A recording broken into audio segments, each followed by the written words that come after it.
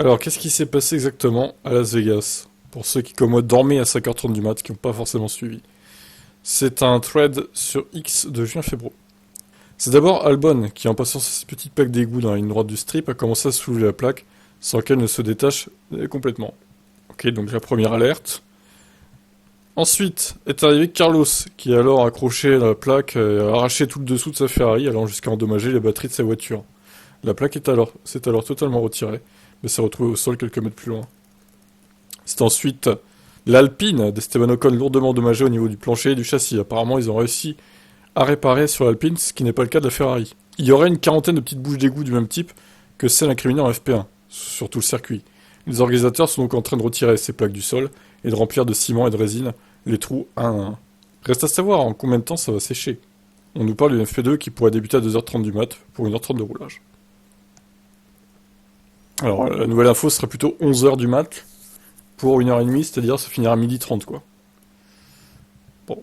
Mais est-ce que c'est vraiment important que ça soit bouché les trous? Pourquoi on laisse pas les plaques d'égout sans... Enfin, les bouches d'égout ouvertes en fait? Qu'est-ce que ça...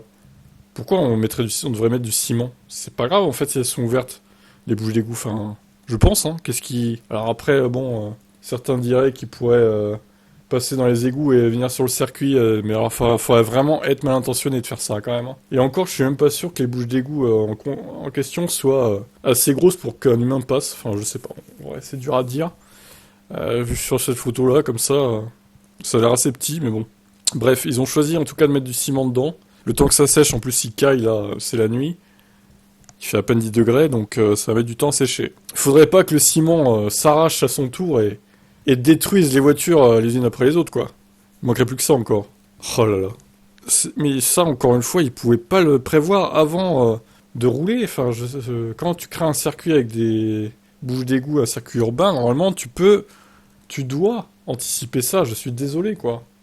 C'est pas normal ce qui se passe à Vegas, là. Allez, ciao.